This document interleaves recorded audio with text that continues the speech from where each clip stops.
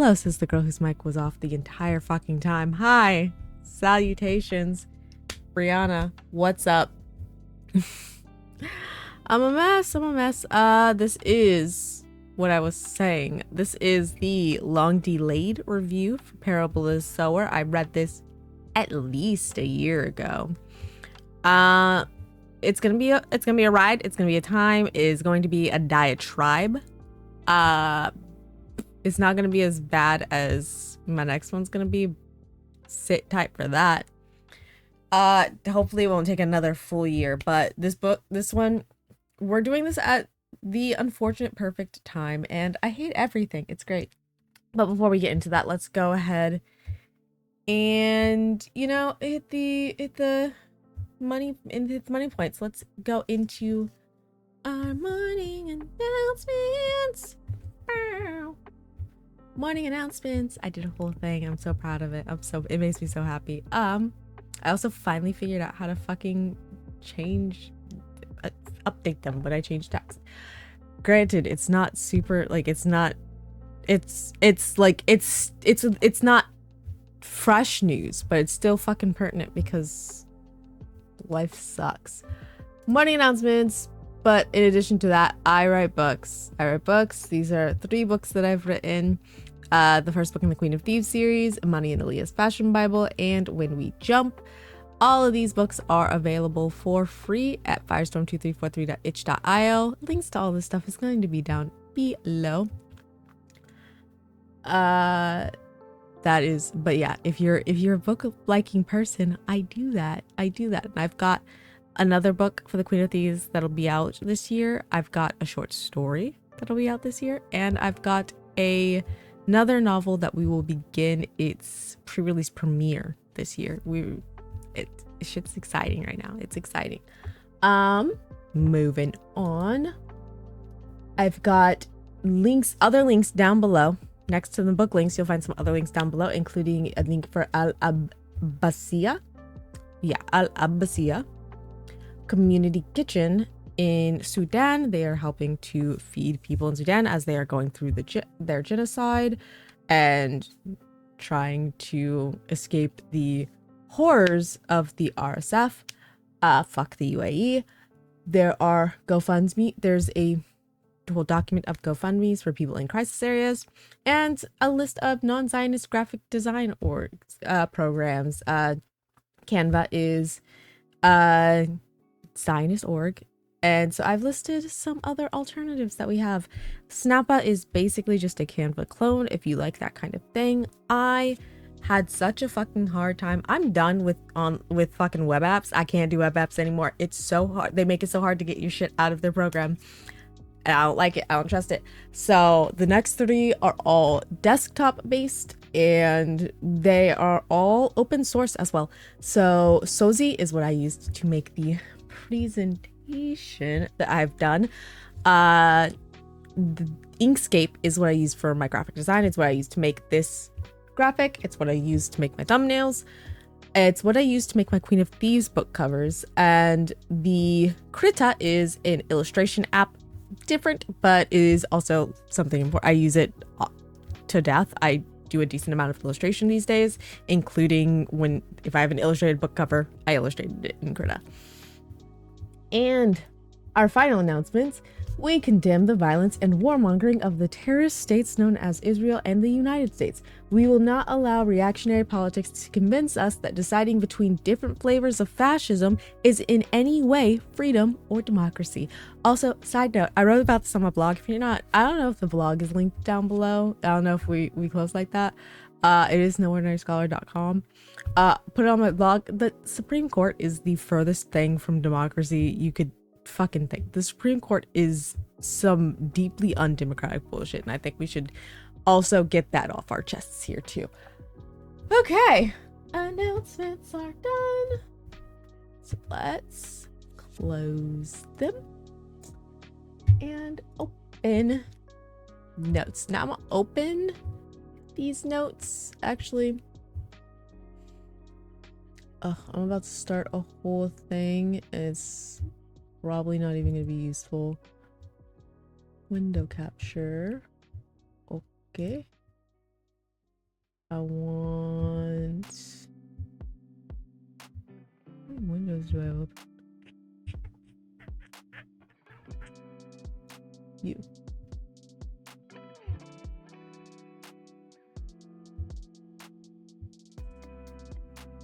Okay.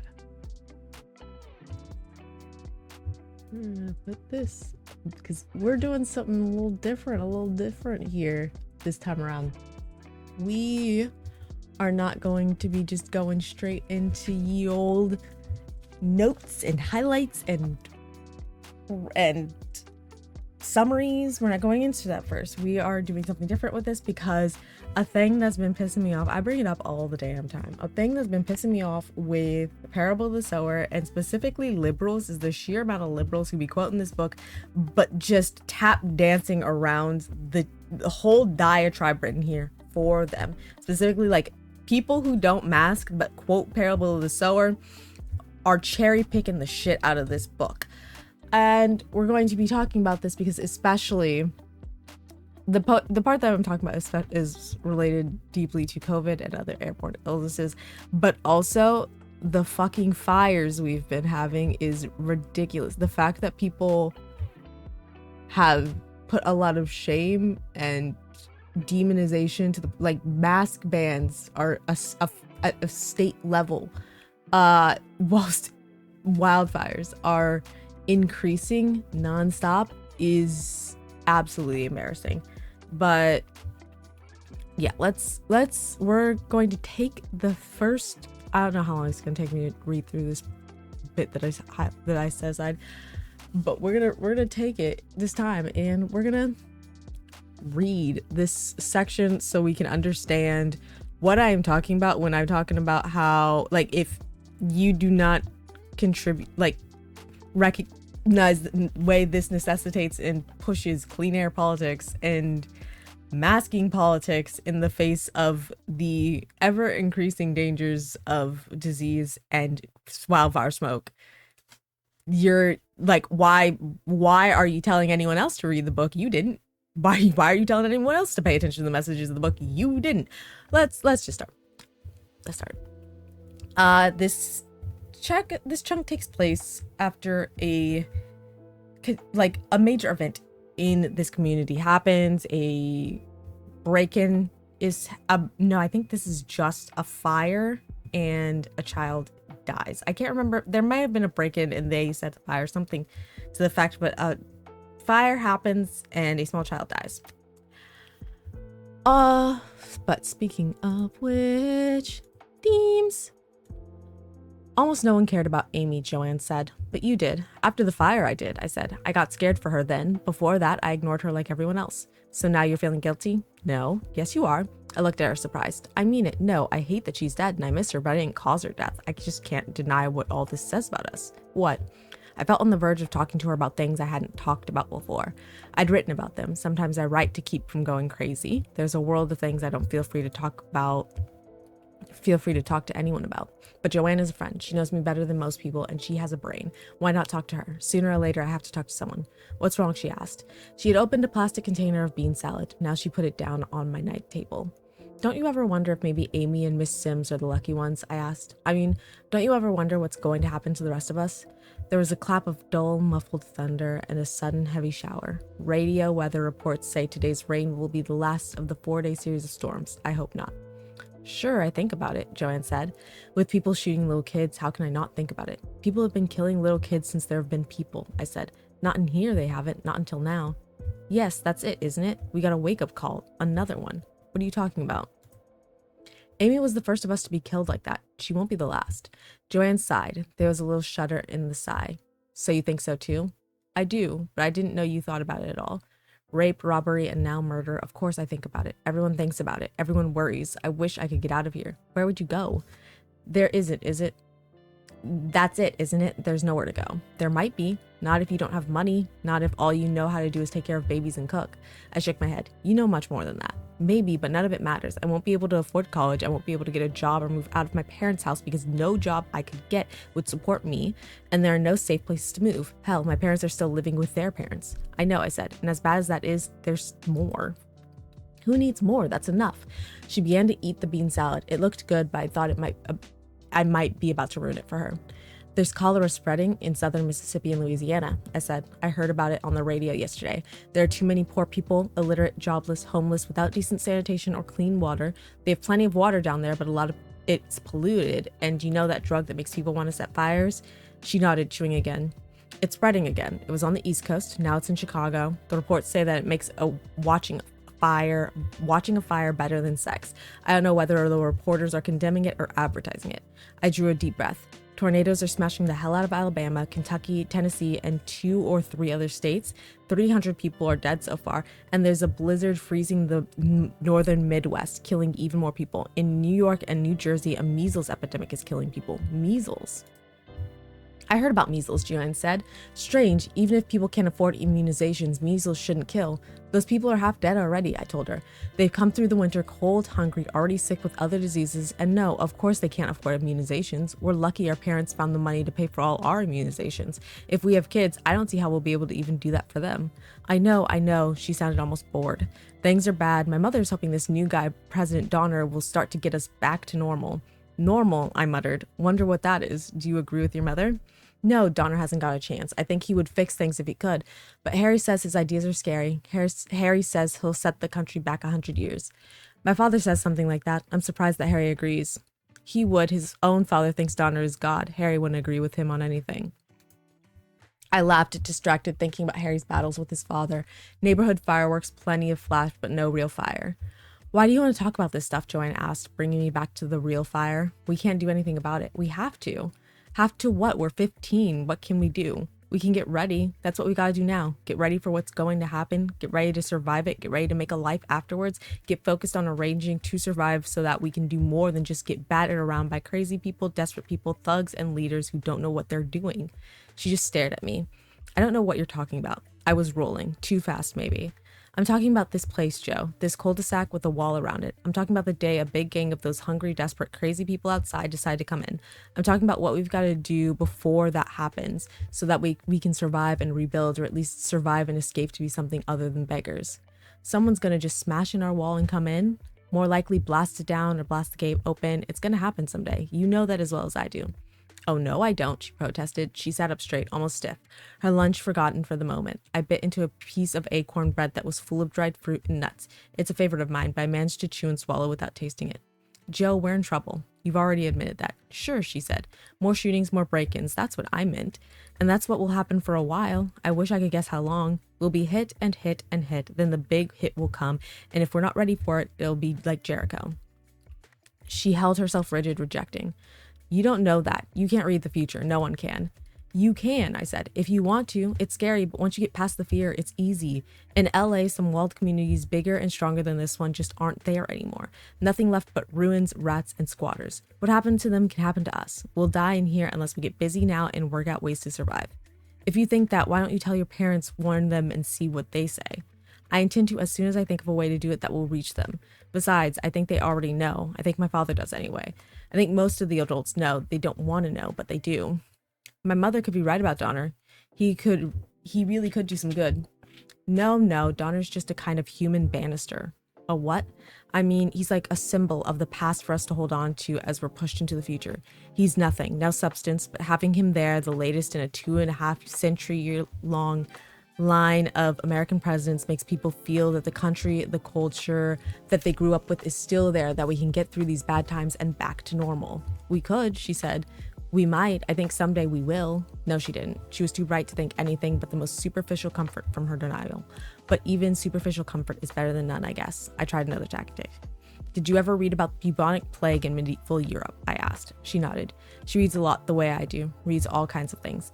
A lot of the continent was depopulated, she said. Some survivors thought the world was coming to an end. Yes, but once they realized it wasn't, they also realized there was a lot of vacant land available for the taking. If they had a trade, they realized they could demand better pay for the work. A lot of things changed for the survivors. What's your point? The changes, I thought for a moment. They were slow changes compared to anything that might happen here, but it took a plague to make some people realize that things could change. So, Things are changing now. Our adults haven't been wiped out by a plague, so they're still anchored in the past, waiting for the good old days to come back. But things have changed a lot, and they'll change more. Things are always changing. This is just one of the big jumps instead of the little step-by-step changes that are easier to take. People have changed the climate of the world. Now they're waiting for the old days to come back.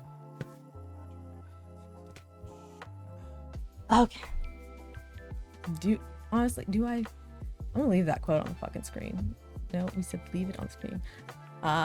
But yeah, do I need to elaborate on how the fuck this is relevant to this fucking day? It is very much the thing that pisses me off about it. The thing that pisses me off about it the most is this was the Democratic campaign. This was quote the campaign that Biden used to get people to forget about COVID infections, regardless of the fact that numbers were skyrocketing back to normal. That is exactly what it was. And that is exactly what people have been trying to get back to. And we have it again here. People are still ignoring COVID infections and COVID rates. They keep quoting COVID rates as that, like, oh, this is the highest in this time, but like the previous high was in Biden's term, and no one wants to talk about that part. The rise in infection for animals as well. And more recently, I live in Chicago. My city was the worst air quality in the world, and people were doing a bike race during that. People were doing a bike race during the worst air quality in the world, just trying to ignore it. And like it's some people took note of the fact that it smelled like fucking mesquite in the air, but the second that you couldn't smell the smoke, despite the fact that the sky was completely shrouded in smoke, you could not see the sky, people were still out and about, biking, running, jogging, the whole thing. And I'm not surprised at all, because this is the second summer in a row that Chicago has been covered in smoke. Pretty much all of the summer of 2025, Chicago was completely covered in smoke. The picture that I use for the thumbnail of this video is a picture from last year of Chicago in smoke from last June. That is what that picture is. And again, last year I saw people running, biking. Lollapalooza happened. People are so intent on trying to ignore the reality, to try and cling to what they find to be normal, trying to cling to the idea that things haven't actually changed that bad, and doing that in whatever way they can. And god damn, is the government exploiting the shit out of that. I scream about this. I scream about this so fucking often, but like, you had days off. You had like universal income was rolling out. The environment was healing. All of that thrown away for brunch. And like the worst part of it is because a lot of people were convinced that there can be no way of having like social interaction while your mouth is covered. Really? This is why, like, I'm sure at this point you can tell this is why it bothers me so much when people who don't mask try and say, oh my god, like Republicans have to read this book. You didn't read it. If you can't get the message that is quote for quote what you're saying, quote for quote what the president ran on to with regards to infectious disease, if that shit's gonna go over your head, why would a Republican get anything out of it? And this is also like the incredible frustrating, and it's in this fucking quote too. Is the frustration of people calling Octavia Butler psychic, because the reality is people calling her psychic, people calling, like, if I wrote a book about Canada burning to ashes in 30 years, people will call me cyclic. And it's not because anyone actually is, it's because people are just plainly talking about the reality of what's going on in the world. People call her psychic to absolve themselves and society of our responsibility to act based on reality, even if we don't like it. The cherry picking is so exhausting, and I like Mikolai Skopia. I'm here for you. Let's take this moment to understand.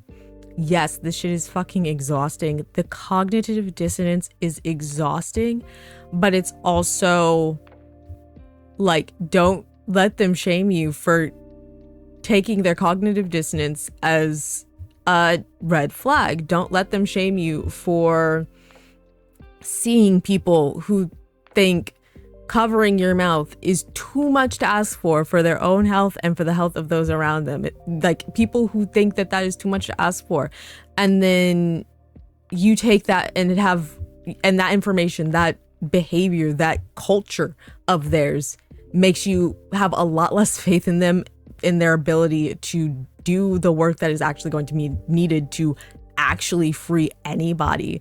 Like, don't let them shame you into giving out consolation prizes. Like, if they don't want to do the work, they're not going to do the work. They're showing you that they're not going to do the work. Don't let them convince you, well, I don't have to do the work, but you should still think I'm going to do the work. This shit's, I'm with you. It's useless. It's fucking useless. But, and again, like, the reason why it's so useless and so loud is because if a lot of people had the bandwidth to do the work needed to free us, we wouldn't be in this shit no more. But we are, because like, we're in this shit because people will read this book, pass this book around, and still ignore the messages of the book that require them to make a change. Where it's hard, it's frustrating. I get you, I feel it. I'm tired. I'm so tired. We're so tired. But let's now slide on into actual summary parts. And because we did the big little read along, we're gonna skip going through some other quotes and stuff from the book. What am I looking for? Do we even, like, I have my book notes, but I just want to leave this one quote on the screen all day. Just all day, every fucking day. So zooming back out, let's talk about what this book is. This book takes place in a dystopian future. We started with a little diatribe. It follows this girl, Lauren, who is living in said dystopian world. And honestly, the descriptions of what the dystopian world are phenomenal. And yeah, very much the trajectory that the United States is headed down.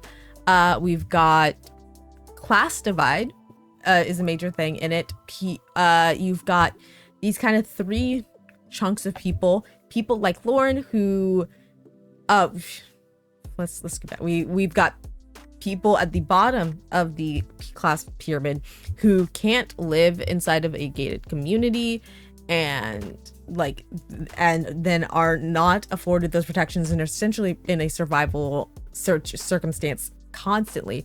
And throughout the book, they are in, survival situation constantly, are constantly like dog eat dog, kill or be killed, like steal or starve kind of life. And so they do anything they can to survive.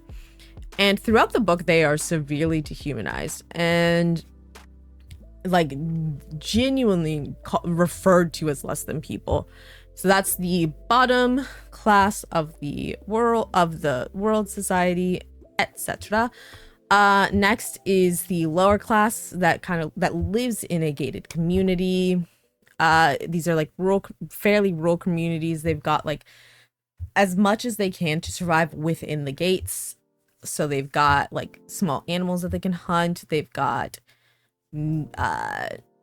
like in a lot of times those might also even be something that is like controlled by one person. So one person has like a little rabbit farm, and they'll do their trades and exchanges amongst each other for that.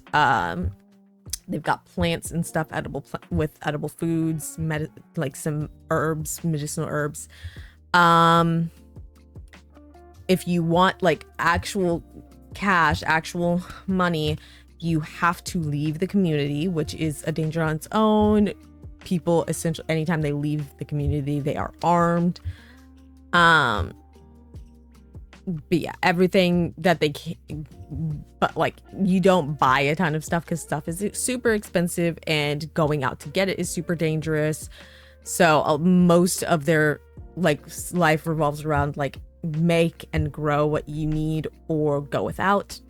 And then of course you have like the rich who live a life probably far more similar to our existence in the general United States. They are consumers. You've got like they kind of squash into like one group, and very similar to how like the middle class no longer exists in the United States. You have the like lower upper class, which is like a solid amount of people, and then like most people are just in poverty. And so you have like the people who like live in far better gated communities and are rich and like can just go to the store whenever they want and they're fine. Oh, and then on top of them you have like the ultra mega rich who run the companies and exploit the people and all of the things. And there's also a description in the book of debt slavery, which is already very present. The US collegiate system is a debt slavery scheme, but that's a one-to-one of what is going forward in the United States. But the extension, the way it pushes past what we currently have, is that a lot of people are, and like it's one of those things of like I want to say it's what like it's pushed past what we currently have, but like a lot of people are getting more and more into circumstances like this where where did things back up? Like they live in places provided by the company, and they get paid because they live in like on the company property. The company, anything like within the company, like if the company property has a grocery store, it's in like McDonald's bucks, and so you get paid in McDonald's bucks, and those McDonald's bucks mean nothing anywhere else in the world, and so you're only getting income in a form of money that is only relevant to the company. You're not making any money that will actually help you exist outside of the company, and so, or really even like you're not making enough to like actually do anything with regard to paying off your debt, though a lot of the times you get into debt with the company, and so you can't pay your debt to them because they're only giving you McDonald's bucks, and that means nothing. And so if you like if you get into a certain amount of debt, then once you start having kids, your kids because of how much debt you had, your kids now are required to work for McDonald's, and McDonald's will only pay them in McDonald's bucks. And yeah, that's yep, it makes so much sense. It's definitely gonna start happening.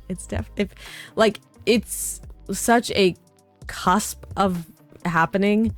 Especially like things that I think of with regards similar to this are like influencer shit, where influencers are making in-store cash kind of thing, but they like spent a lot of money on the equipment to record their videos, on the mics. They like pay a fucking manager and stuff, but they're only getting like, it's like that's just something that comes to mind for it in particular. I also like wonder about something like, what is it, the like cruises that because it's another situation in which you live there, like you live there, you take full, like they cover your housing expense. So if you are using that as a means of like getting housing, then they have a lot of control over you because of how little options you have after that. But it's a thing. It's happening. Hi, Finley. I have a cat. There's another cat. She's like up there. I don't think you could see her even if I like moved this, but that's fine. But yeah, those are some examples of descriptions. Let me tell someone to let this cat out because he might need to use the bathroom.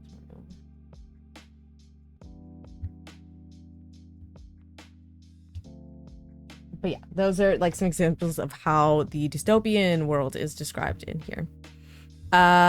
As we just read, people within Lauren's community have become very complacent with regards to prepping for the disaster and struggle and like problems of the world. They've convinced themselves that life can only get better. They've already hit the bottom and it's only going up from here. They're gonna go back to normal. I'll never get over the fact that like the number of times back to normal explicitly in context of a presidential candidate as well. I'll never get over it. But Lauren is just paying attention to the shit that's going around them, and she wants to start preparing for things that are going to get worse. And throughout at the beginning of the book, you do see interpersonal examples of things getting worse. We see the it reads as if it was for sure like a break-in that ends up leading to a child being killed. There's another, I think this is the second break-in at this point. Lauren's brother joins a gang, and so he's leaving, and he'll sneak back in because he was getting in fights with dad, and so he'll leave, he'll come back to give his mom money, and then he'll go back out, and then eventually his body is like dumped off at the gate of their community. He is killed and he is dropped off. And then another point, and like the like major like shit's about to hit the fan, is her father, who was a rock for this whole community. He just disappears. And so yeah, we do just keep escalating it. The progression keeps happening. We don't do anything to stop it, so the progression keeps happening, and a group breaks into their community, sets the whole place on fire, and kills everyone that they can see. Lauren and a couple others survive. She runs off on her own, but she ends up running into some other people from the community that had made it out, and they make plans to try and go up north. They feel like that is their best chance of survival and of being able to make it somewhere safe, make it somewhere where they can survive and make a place for themselves. And along the way, they meet more people and join their group and go to one of that person's family home. And with the intention of trying to start a community there and like live there, survive there, exist there. There are two really interesting things about the book that I want to emphasize. One is empathy in this book. There are people in this society who can feel the physical experiences of others. And I was particularly intrigued in this as someone, I am a hyper empath. I was diagnosed with hyper empathy before I was diagnosed with depression, which is ridiculous. But so I was like very intrigued by this part of the book. One of the major ways in which it takes place is, again, they're like, as they're in like these survival situations, which yeah, they do end up having to leave the community, and they become the like class of people who are outside of these communities, and so they are constantly in survival situations. They are constantly trying to keep themselves alive. They are constantly in a kill or killed be situation. They are constantly in a steal or starve situation. And I don't know. I don't know if this is going to be addressed later on because this is a series. This is a series of books. I think there are 3 books in the Parables series. And I don't know if this is going to be addressed later on, but the book, when describing other people engaging in these behaviors, is so incredibly dehumanizing. But when referring to Lauren and her group about it, they are always given this sense of like exceptionalism, in which it's like, oh, we're not the like two-footed scum, we're just trying to survive, as if everyone's not trying to survive. And it's hard for me to get a read on if that is actually part of the bias of the book, because if the bias of the book, as if because it's one of those things like, I don't know how many people have actually talked about these kinds of things, because I don't know how many of these people would also like look at a homeless man and describe him just as dehumanizingly, you know? So I don't know if it is part of the bias of the book as viewing these others in these very vile ways, or if there is going to be a point, because we never get to a point in the book in which they are seen as equals. They are as if the two groups are seen as equals. It is always the beggars and Lauren and her group trying to survive. And so that's something like, there's some other things like that in the book. Like there are some things that are like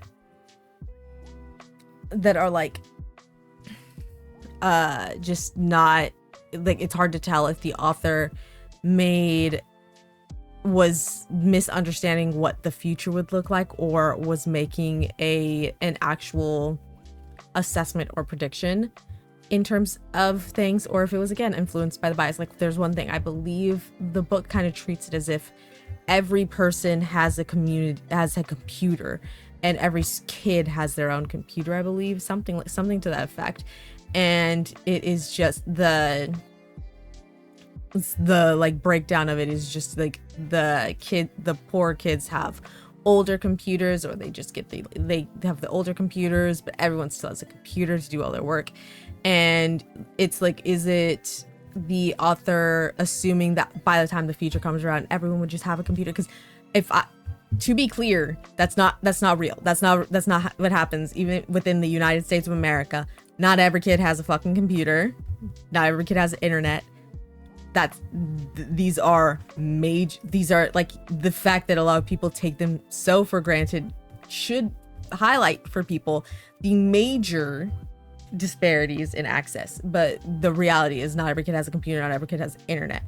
Not everyone has a phone that can basically be a computer. Like I've seen tech people who are like, what, you wouldn't need a mid-range, you don't need like a cheapy phone, you don't need a cheap $300 phone, just get a $600 phone and it'll be so much better and last longer. Okay, but like, what if you needed to save up to get a $100 phone? Like, y'all don't understand, class. But yeah, so like, is the author making a prediction that computers are going to be so devalued that everyone's going to have them? Or is the author maybe of like a class that in which these types of things had already started to, or is the author of a class in which they didn't know the disparities of things they themselves took for granted, and so as they started seeing computers popping up, they made a one-to-one without properly understanding the disparities of the thing that they were comparing it to, kind of thing? Or was this just like sci-fi bullshit kind of thing? Back to the empathy thing. So the people feel the physical experiences of others, and one of the key reasons this, again, they're in these survival situations, and Lauren has this empathy. So like, if she is in a survival situation, she like feels it. If you shoot a dog, she feels like she's been shot. She may or may not die. So if she is in a 1v1, she might go down too, but she's got to know for sure that they'll go down, you know? And we meet some other people that also have these empathy issues, and within the context of the world, this kind of ability, this trait, is taken advantage of by essentially slave runners who would get just a host of empaths onto their workforce, because if you beat one of them, it's like beating them all. And that led to a lot more obedience and subservience for people. But that was one of the two things. And the last thing I thought was really interesting is like it's a major thing of the book. It is like the key part of the book. But in terms of, I feel like it's the key part of the book, it has summarizing it means nothing.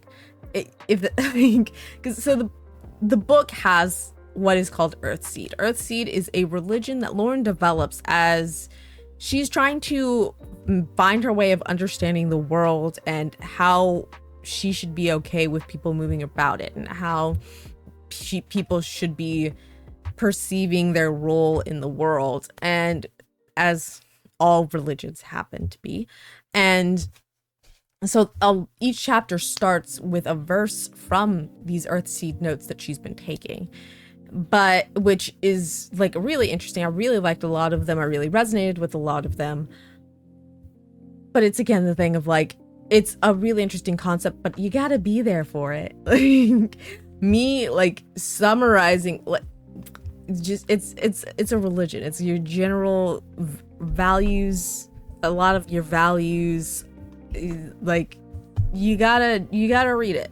You gotta read it if you want to know more about the way someone is contextualized and made sense of existing in dystopia and their dystopia. You gotta read the words from them.